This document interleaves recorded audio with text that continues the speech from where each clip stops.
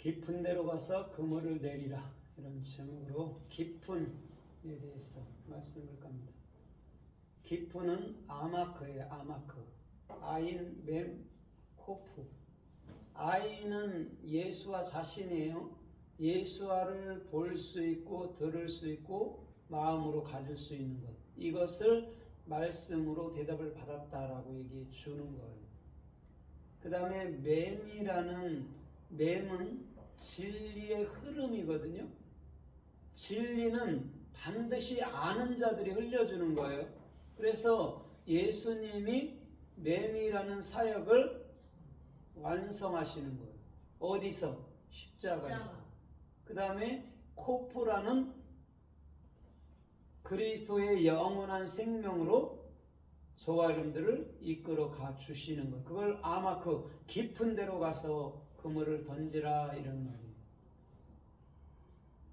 그러면 오늘 깊은 데로 가서라는 또 성서에서 의미, 성서에서 쓰이는 말씀들을 우리가 좀 은혜를 받아보도록 하겠습니다.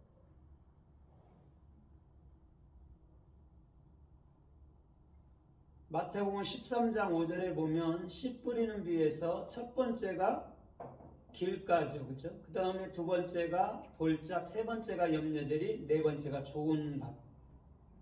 그런데 두 번째 돌짝이에 떨어진 것은 흙이 얇음으로 이렇게 하거든요.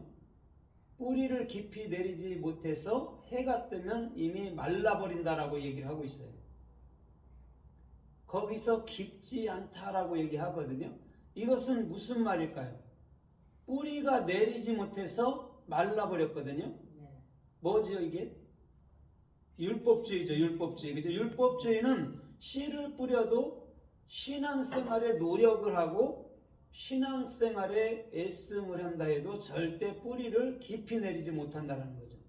그러면 해가 뜬다면 반드시 예수와 함께 오늘 율법 안에서 같이 죽게 되는 거예요.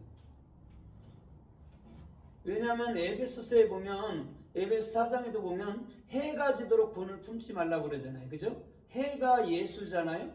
그러면 예수가 죽어야 우리가 더 이상 분을 품지 아니하고 온전한 복음을 갖는다는 말이잖아요. 그런데 오늘 본문에는 오늘 참으로 마태복음 13장 5절에는 태양이 뜨니까 이미 뿌리가 말랐단 말이에요. 근데 깊지 않았다라고 얘기해 줘요. 이건 뭐냐면 율법주의는 항상 그렇다라는 거죠.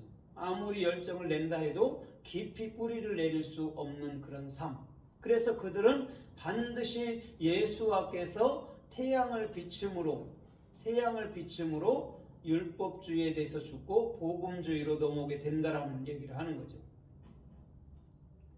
그래서 우리 주님께서는 로마서 8장 39절에도 뭐라고 그러죠? 높음이나 깊음이나 현재일이나 장래일이나 이렇게 얘기해 주면서 어떠한 피조물도 우리를 그리스도의 예수의 사랑에서 끊을 수 없다라고 얘기해 주고 있어요. 높음이나 깊음이나 할 때가 지금 아마크거든요. 그러면 오늘 이 아마크라는 것은 뭐냐면 오늘 우리 참으로 주님께서 친히 우리 안에 사역을 해주심으로 우리 안에 소망을 넣어주시는 거거든요.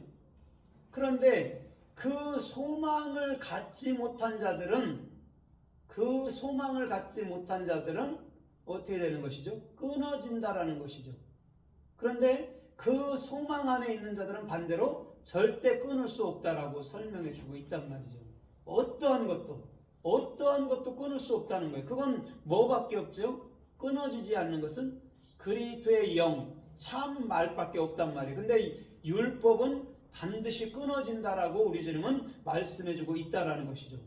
그래서 로마서 11장 33절에 보니까 뭐라고 그래요? 거기는 오 깊도다 하나님의 지혜와 지식의 부요함이요, 이렇게 말해요. 하나님이 깊도다 말하면서 지혜와 지식의 부요함이 우리 주님은 깊다라고 얘기를 해주고 있단 말이죠. 그러니까 하나님만큼 깊은 자가 없고 하나님의 그 깊음은 우리에게 지혜와 지식으로 나타난다라는 것이죠. 그래서 하나님은 잠언서 8장에도 보니까 지혜로 모든 천지 만물을 창조하셨다라고 얘기해 주고 있죠. 그 다음에 지식으로 그것들을 가르쳐 주는 것이죠. 그러니까 원래는 지혜하고 지식하고는 같은 것이죠. 그죠? 그런데 그것이 뭘로 나타나냐면 기품으로. 그래서 아인이라는 우리가 예수를 볼 수 있고 예수를 들을 수 있고 예수를 마음으로 품을 수 있는 것. 그것이 아마크의 근본 말씀이기도 하고 근본 은혜이기도 하다라는 것이죠. 오늘도 저와 여러분들의 중심이 이 아마크라는 정확히 예수와의 그 진리의 사역 속에서 오늘도 그리스도의 소망이 넘쳐나기를 주님의 이름으로 부탁드립니다. 아멘. 그래서 고린도전서 2장 10절에도 이렇게 말씀해요. 성령은 이렇게 말해요. 하나님의 깊은 것까지라도 통달하시느니라 이렇게 말씀해주고 있어요. 성령만이 하나님의 모든 것을 통달한다라고 얘기해주고 있어요. 그럼 하나를 얘기해주는 거잖아요. 그죠? 통달할 수 있는 것은 하나님의 영인 성령, 하나님의 참말인 성령밖에 없다라는 것이죠. 그것을 우리 가운데 주셨을 때 우리가 그 하나님의 기품을 알 수 있는 그런 은혜를 우리 주님은 우리에게 깨우쳐 주시겠다라고도 약속해 주는 낱말이기도 하는 것이죠. 오늘 저와 여러분들의 중심이 아마크라는 정확한 하나님의 그 사역 속에서 예수와의 사역 속에서 오늘도 그리스도의 소망을 품는 귀하고 존귀한 역사가 있기를 주님의 이름으로 부탁드립니다. 아멘. 그래서 고린도후서 8장 2절에도 보면 이렇게 말씀해요. 우리가 극심한 가난 가운데서도 풍성한 선물이 넘쳤다라고 분명히 얘기해주고 있어요. 여기서 극심한 가난이 뭐냐면 기쁜이에요. 지금 아마크예요. 우리가 주님의 진리의 사역을 정확히 알게 되고 그 소망이 있으면 오늘 저와 여러분들의 모든 삶은 그 선물들이 풍성히 넘쳐나는 것인 줄 믿습니다. 하나님의요, 하나님의 사역은 하나님의 말씀들은요 정확히 들어가는 거예요. 끊어지지도 않고 없어지지도 않아요. 그래서 그 사역으로 말미암아 오늘도 어렵고 힘들다 해도 그곳에서부터 우리 주님은 반드시 일해 주시겠다라고 우리 주님은 말씀하고 있다라는 거죠.